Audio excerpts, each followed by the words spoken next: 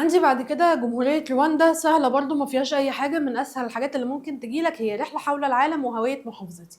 رواندا موجودة في جنوب أفريقيا، موجودة جوه قارة أفريقيا. معلش، العاصمة بتاعتها اسمها كيجالي. العاصمة بتاعتها اسمها إيه؟ كيجالي. طب لغتها إيه؟ قالك دي لغتها كينيا رواندا وإنجليزية وفرنسية. بيتكلموا بلغة إيه؟ كينيا رواندا وإنجليزية وفرنسية. كينيا رواندا وإنجليزية وفرنسية. طب عملتها إيه؟ فرانك رواندي. عملتها ايه؟ فرانك رواندي. طب مساحتها؟ قال لك دي دولة صغيرة جدا، مساحتها نص مساحة محافظة أسوان، مش نص مساحة مصر، لا دي نص مساحة محافظة أسوان. أهم ظاهرة بقى جغرافية فيها، قال لك ان هنا جغرافيا انا معلمها لك من الترم الاولاني، جغرافيا يعني خريطة. فهنا اهم ظاهرة فيها هي انها اسمها ارض الالف تل. ليه يا ميس اسمها ارض الالف تل؟ قال لك لكثرة التلال فيها. ميس هي ايه التلال دي؟ كنا قايلين قبل كده في الترم الاولاني ان التلال زي الجبال بالظبط، بس الفرق ان التل مساحته اقل من 1000 متر، طب والجبال مساحتها اعلى من 1000 متر. فهنا التلال هي شبه الجبال بالظبط، بس مساحتها او الطول بتاعها اقل من 1000 متر. هو ده التل، شبه الجبل بالظبط بس ارتفاعه اقل من 1000 متر. يبقى هي اسمها ارض الالف تل. عندها بحيره اسمها بحيره ايه؟ كيفو. عندها بحيره اسمها بحيره ايه؟ كيفو. طيب كيفو دي من اعمق البحيرات في قاره افريقيا. من اعمق البحيرات في قاره ايه؟ افريقيا. طيب ايه الشعب بتاعها ماله؟ الشعب ده متميز بهدوء وانضباط. هدوء وايه؟ انضباط. والمجتمع بتاعهم متماسك جدا جدا جدا. عندهم عاده اسمها اوموغاندا. ايه اوموغاندا دي؟ قال لك ده يوم وطني الناس بتتطوع عشان تنظف الشوارع. يبقى ده يوم الناس بتتطوع عشان ايه؟ تنظف الشوارع. فيها معالم سياحية؟ فيها معالم سياحية. طب زي ايه؟ هنا معالم سياحية، احنا لسه قايلين بقى ان السياحة مكان بنروحه عشان ترفيه وعلاج واستكشاف. طب زي ايه المعالم السياحية؟ قالك زي حديقة براكين الوطنية، وحديقة تانية اسمها حديقة أكاجيرا الوطنية. يبقى في حديقة اسمها حديقة البراكين الوطنية، وحديقة تانية اسمها حديقة أكاجيرا الوطنية. طيب اقتصاد رواندا بيعتمد على ايه؟ بتجيب فلوس منين؟ قالك دي بتجيب فلوس من الزراعة. طب بتزرع ايه؟ بن وشاي. بتزرع ايه؟ بن وشاي. بتزرع ايه؟ بن وشاي. اليوم بتاعهم اسمه ايه؟ اوموغاندا. ايه اوموغاندا دي؟ يوم كل شهر بينظفوا الشوارع. يوم كل شهر بينظفوا الشوارع. طب بيزرعوا ايه؟ بن وشاي. بيزرعوا ايه؟ بن وشاي. عندها سياحة؟ طب ايه النوع اللي هناك؟ السياحة اللي عندها هي سياحة بيئية. السياحة اللي عندها هي سياحة ايه؟ بيئية. طب ايه علاقتها بمصر؟ قال لك ده علاقتها بمصر بدأت مع نشأة حاجة اسمها الاتحاد الأفريقي. بدأت مع نشأة حاجة اسمها ايه؟ الاتحاد الأفريقي. بدأت مع نشأة حاجة اسمها ايه؟ الاتحاد الأفريقي. منظمة دي.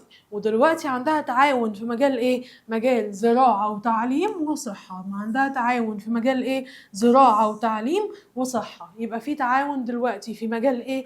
زراعة تعليم وصحة. زراعة وتعليم وصحة. زراعة وتعليم وايه؟ صحة. طبعا هنا يبقى دي دولة رواندا. رواندا معتمدة على الزراعة. عندها سياحة نوعها ايه؟ بيئية. عندها عادة هي مين؟ اوموغاندا. اوموغاندا بيعملوا ايه؟ بينظفوا الشوارع. اوموغاندا بيعملوا ايه؟ بينظفوا الشوارع. كل قد ايه؟ يوم في الشهر. كل قد ايه؟ يوم في الشهر. تمام كده؟ تمام. طب لغتها ايه؟ كينيا رواندا إنجليزية وفرنسية. كينيا رواندا إنجليزية وفرنسية. عاصمتها هي كيجالي. عاصمتها هي كيجالي. عاصمتها هي ايه؟ كيجالي. تمام؟ تمام. طبعا كل دولة ليها المعالم اللي هي بتميزها، ومن أهم المعالم اللي بتميز كل دولة هي حديقة الأزهر. دي واحدة من أكبر الحدائق، افتتحوها سنة 2005. واحدة من أكبر الحدائق، وافتتحوها سنة كام؟ سنة 2005. مش عايزين منك بس غير إن حديقة الأزهر موجودة في القاهرة وافتتحوها سنة 2005. مش عايزين منك أي حاجة تانية، وخلي بالك منها عشان طبعا بتيجي في الامتحان. كده خلصنا والحمد لله من الوحدة التانية. طب ما تيجي بينا بقى على الوحدة التالتة ونخش ونقول بسم الله كده. طبعا الوحدة التالتة دي سهلة جدا جدا جدا، ما فيهاش أي حاجة. طيب يلا يا ميس ندخل بينا على الوحدة التالتة. يلا بينا ندخل في الوحدة التالتة بتاعتنا النهاردة. حبيب قلبي يلا بينا نكمل آخر وحدة في المنهج. برافو عليك يا بطل إنك كملت معايا لحد دلوقتي. يلا بينا بقى نكمل الوحدة بتاعتنا. اولا عن تطور وسائل النقل. الوحده دي بتتكلم عن 3 حاجات: تطور وسائل النقل والتعليم، وبتتكلم عن الفلوس. ودرس الفلوس ده هيبسطك جدا لانه كمان سهل جدا زيه زي درس بتاع السياحه. طيب يلا بينا يلا بينا. بص بقى، انا عندي هنا ده تطور وسائل النقل. من زمان الانسان كان عايش عادي حياة بسيطة جدا، بس هو كان دايما بيدور على ايه الحاجة اللي هي تريحه وتبسطه. عشان كده كان دايما بيفكر ازاي هيسهل الحياة على نفسه. فكان دايما بيفكر ان هو ازاي هيروح من مكان لمكان، لان لو المكان ده بياخد وقت طويل هيركبه ازاي، او ان هو هيمشي ازاي كل الوقت ده. قال لك انا بدل ما امشي انا هستخدم حاجات عشان ان انا اتنقل من مكان لمكان تريحني شويه. فزمان بقى استخدم ايه؟ قال لك ان وسائل النقل اللي كان بيستخدمها زمان كانت هي الحيوانات، اللي هي كان اسمها الدواب. طب ايه هي الدواب دي؟ قال لك ان الدواب دي هي الخيل والجمال وكمان عندي الحمير. كان بيستخدم الثلاث حاجات دول عشان يقدر ان هو يتنقل من مكان لمكان. بعد كده اتطورت وسائل النقل دي شوية شوية، وبدأنا ان نخترع وسائل نقل حديثة. يبقى زمان كان بيستخدم ايه؟ الدواب. ايه الدواب دي؟ حمار حصان جمال. ايه الدواب دي؟ حمار حصان جمال. كان طيب لما ما كانش مثلا يعرف انه ممكن يركب الحيوان كان بيعمل ايه؟ بيمشي على رجله عادي. بس قال لك خلاص بقى انا تعبت، انا هستخدم وسيله نقل تانية. فراح مستخدم ايه؟ حمار حصان جمال. بعد كده اتطورت بقى وسائل النقل فمرت بمراحل كبيره جدا. طيب ايه التطور اللي بدأت بيه؟ قال لك في البداية يستخدم الحيوانات، بعد كده بدأ يروح لوسائل نقل حديثة. بدأ يروح لوسائل نقل ايه؟ حديثة. فالمؤرخين او الناس اللي هي عاشت الحياة دي يعني بدأت ان هي تقسم الفترات الزمنية لأربع فترات. فبقى في عندي عصور قديمة وسطى حديثة تاريخ معاصر. بقى في عصور ايه؟ قديمة وسطى حديثة تاريخ معاصر. قديمة وسطى حديثة تاريخ معاصر. يبقى انا بقى عندي عصور ايه؟ قديمة وسطى حديثة تاريخ معاصر. عصور ايه؟ قديمة وسطى حديثة تاريخ معاصر. وسائل النقل مرت بعدة مراحل. أولا استخدموا الدواب. إيه هي الدواب دي؟ قلت لك حمار حصان جمل. مين هما؟ حمار حصان جمل. كانوا بيستخدموه في إيه؟ بينقلوا بيها بضايع وركاب. يعني أي وسيلة نقل في الدنيا يا بنقل بيها بضاعة يا بنقل بيها ركاب اللي هي الناس. كمان عندي بعد كده اتطور شوية، راح مصنع مراكب. بس مش أي مركب، قال لك ده صنع قوارب خشبية. صنع إيه؟ قوارب خشبية. وقدر ان هو يستخدمها في وسائل الصيد والنقل. يبقى قدر ان هو يستخدمها في ايه؟ في الصيد والنقل. استخدمها في ايه؟ في الصيد والنقل. كان بيصطاد بيها لان المراكب طبعا بتبقى في البحر، والنقل كان بينقل بتاع من مكان لمكان. هلاقي ان هو يبقى كده الانسان في العصر القديم اخترع ايه؟ قال لك ده استخدم في البداية كانت الحيوانات اللي هي الدواب. مين هما الدواب؟ حمار حصان جمل. بعد كده صنعوا القوارب. ايه هي القوارب دي؟ مراكب خشبية. طب استخدمها في ايه؟ في الصيد والنقل. بعد كده في العصور بقى القديمة استخدم ايه؟ مراكب نيلية وعربات بتجرها الخيول. هنا في العصور القديمة استخدم ايه؟ مراكب نيلية وعربات بتجرها الخيول. مراكب نيلية وعربات بتجرها ايه؟ الخيول. طب حديثا بقى وسيلة النقل، هلاقي وسيلة النقل اتطورت مع الوقت. طب اتطورت ازاي؟ قال لك ان هم عملوا حاجات. ايه هي الحاجات اللي عملوها؟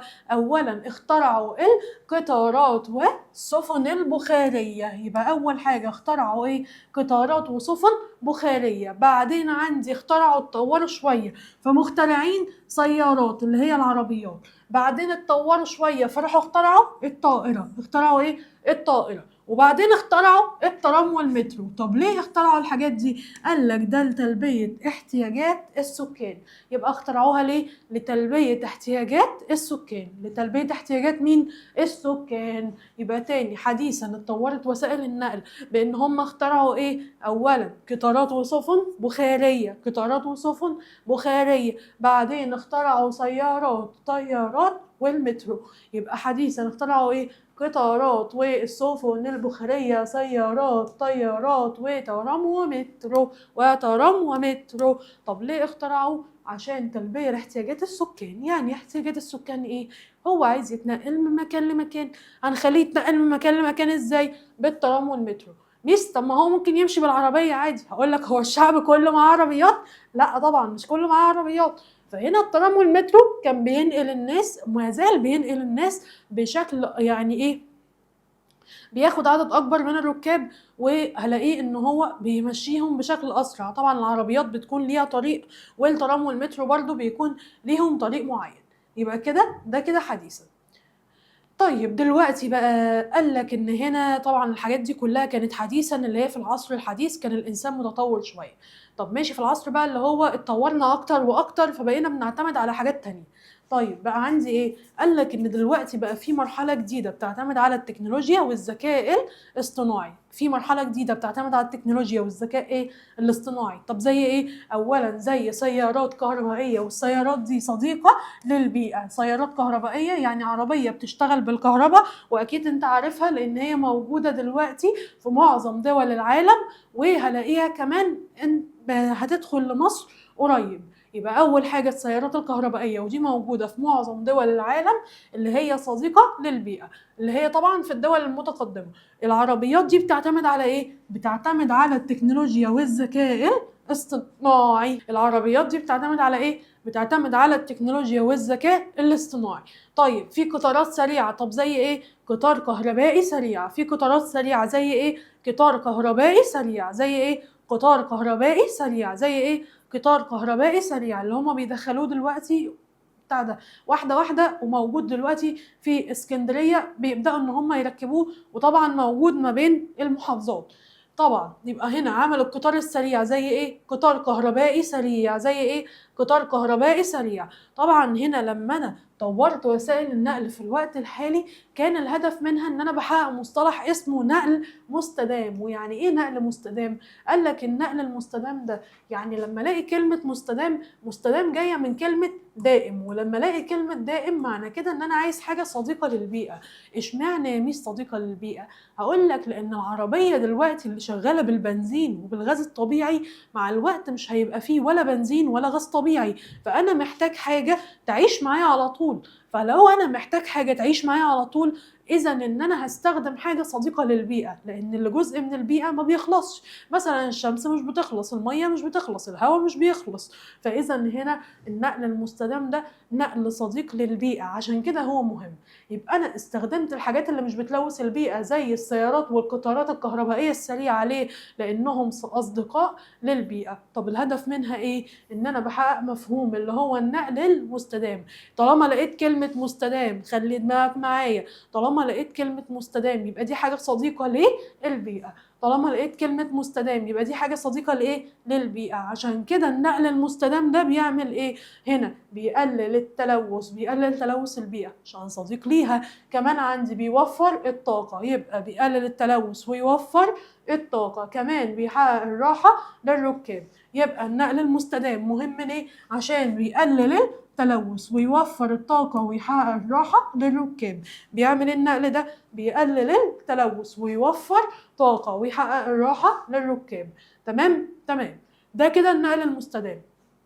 بيعمل ايه؟ يقلل التلوث، يوفر طاقة، يحقق الراحة للركاب. زمان كانوا بيستخدموا ايه؟ الدواب. ايه الدواب دي؟ حمار، حصان، جمال. طيب بعد كده اتطوروا شوية، اخترعوا ايه؟ عندي قطار بخاري وسفن بخارية. طب ثواني، مع الدواب اخترعوا السفن خشبية، استخدموها في ايه؟ نقل وصيد. طيب كان عندي هنا ان مصر اتطورت شوية، بقى في ايه؟ قطار وسفن بخارية. بعد كده سيارات، طائرات، وترام ومترو. عملوا الترام والمترو ليه؟ تلبية احتياجات السكان. عملوه ليه؟ تلبية احتياجات السكان.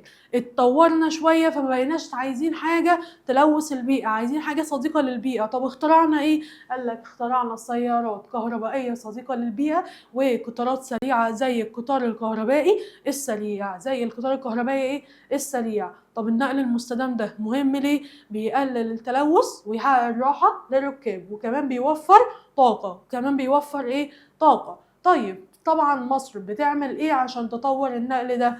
مصر ما زالت بتطور وسائل النقل. كل دول العالم بتعمل كده، وكمان مصر بتعمل كده.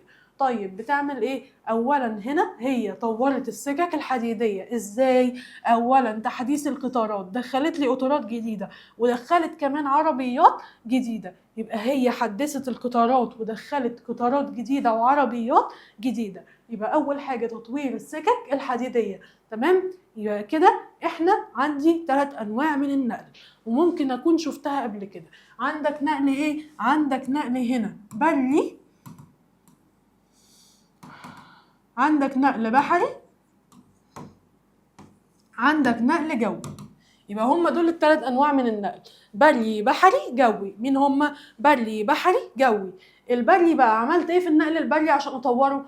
اولا السكك الحديديه، دخلت عربيات جديده وحدثت القطارات. تاني حاجة طرق وكباري، عملت طرق وكباري، وأي طريق في الدنيا أو أي كوبري في الدنيا بنعمله عشان نقلل الازدحام، نقلل الزحمة يعني. يبقى أي طريق أو أي كوبري بنعمله عشان إيه؟ عشان نقلل الازدحام والتلوث، عشان نقلل إيه؟ الازدحام والتلوث، وكمان بنقلل الوقت. يعني لما هنا عربية بتستخدم طريق واحد بس، معنى كده إن كل العربيات هتستخدم نفس الطريق. طب لو في نفس المكان طريق وكوبري، ناس هتستخدم الطريق ده وناس هتستخدم الكوبري، فكده احنا هنقلل الزحمه مع الوقت. يبقى كده عندي شبكه الطرق والكباري عملت لي ايه؟ هنا عملنا طرق جديده وكباري جديده. طب اي طريق او كوبري جديد بنعمله عشان ايه؟ عشان نقلل الزحام ونقلل الوقت، عشان نقلل الزحام ونقلل الوقت. مترو الانفاق، عملنا ايه في مترو الانفاق؟ قال لك ان احنا عملنا خطوط كتيره زي خط الثالث والرابع، زي الخط ايه؟ الثالث والرابع. يبقى مترو الانفاق بداوا ان هم يتوسعوا فيه، عملوا الخط الكام؟ الثالث والرابع. يبقى عملوا الخط الكام؟ الثالث والرابع. يبقى هنا مترو الانفاق عملوا ايه؟ توسعوا في الخطوط. طب عملوا الخط الكام؟ الثالث والرابع. الثالث وايه؟ الرابع. بعد كده عندي عملوا كمان قطار كهربائي والمونوريل. عملوا دخلوا قطارات جديده اسمها قطار كهربائي والمونوريل. طب ليه عملوه ده؟ قال لك عشان يربطوا القاهرة بالعاصمة الإدارية مدينة 6 أكتوبر. عشان يربطوا إيه؟ القاهرة بالعاصمة الإدارية مدينة 6 أكتوبر. عشان يربطوا إيه؟ القاهرة بالعاصمة الإدارية ومدينة 6 أكتوبر. طب في النقل البحري عملوا إيه؟ طوروا المواني. ميس هو إيه المينا دي؟ قال لك إن المينا ده عبارة عن رصيف لرسو السفن. يعني إيه؟ جراج للسفينة. قلت لك قبل كده السفينة اللي هي المركب لما تيجي في البحر ما ينفعش انها تقف في اي مكان، لازم يكون ليها مكان مخصص. المكان اللي بتقف فيه السفينة اللي هي جاية من دولة وراحة لدولة تانية، او جاية من دولة تانية وجاية لي على مصر، لازم هتقف في مكان، المكان ده هو المينا. يبقى هنا عملت ايه في النقل البحري؟ طورت المواني الكبرى. طورت ايه؟ المواني الكبرى. يبقى في النقل البحري عملت ايه؟ طورت المواني الكبرى. طب في الجوي دخلت طيارات؟ لا ما دخلتهاش، بس حدثت المطارات وعملت مطارات جديدة زي مطار العاصمة الإدارية الجديدة. يبقى في النقل الجوي عملت ايه؟ حدثت المطارات زي مطار ايه؟ العاصمة الإدارية الجديدة. يبقى النقل الجوي عملت ايه؟ حدثت المطارات وعملت مطارات جديدة زي مطار العاصمة الإدارية الجديدة. يبقى حدثت المطارات زي مطار ايه؟ العاصمة الإدارية الجديدة. يبقى النقل الجوي تحديث المطارات وعملت مطارات جديدة زي مطار العاصمة الإدارية الجديدة. طب النقل البحري تطوير المواني الكبرى. طب النقل البري قطار كهربائي والمونوريل بيربط ما بين ايه؟ القاهرة و6 أكتوبر والعاصمة الإدارية الجديدة. عملت مترو الأنفاق، بدأت تنفيذ الخط الثالث والرابع. بدأت تنفيذ الخط إيه؟ الثالث والرابع. طب في القطارات عملت إيه؟ دخلت قطارات جديدة وعملت شبكات جديدة. طب الطرق والكباري، عملنا طرق وكباري عشان نقلل إيه؟ نقلل الازدحام. نقلل إيه؟ الازدحام.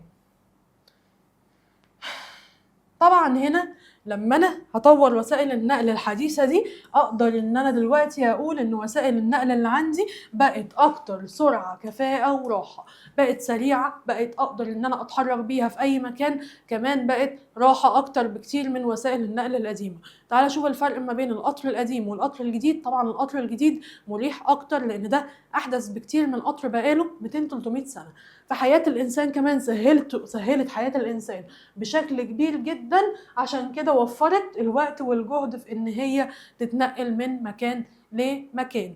يبقى كده وسيلة النقل دلوقتي بقت أسرع وأسهل وأكتر كفاءة وراحة، فبدأت إن هي توفر إيه؟ وقت وجهد ونقل في إن هو يتنقل من مكان لآخر، في إن هو يتنقل من مكان لإيه؟ لآخر. يبقى نتيجة تطور وسائل النقل دلوقتي بقت وسائل النقل أكتر إيه؟ سرعة كفاءة راحة. سرعة كفاءة راحة. سهلت حياة مين؟ الإنسان. سهلت حياة مين؟ الإنسان. فوفرت إيه؟ وقت وجهد. وفرت إيه؟ وقت وجهد. تمام؟ بكده الدرس بتاعنا خلص والحمد لله. أشوفك على خير المرة الجاية إن شاء الله. درس سهل جدا مفيهوش أي حاجة. باي باي.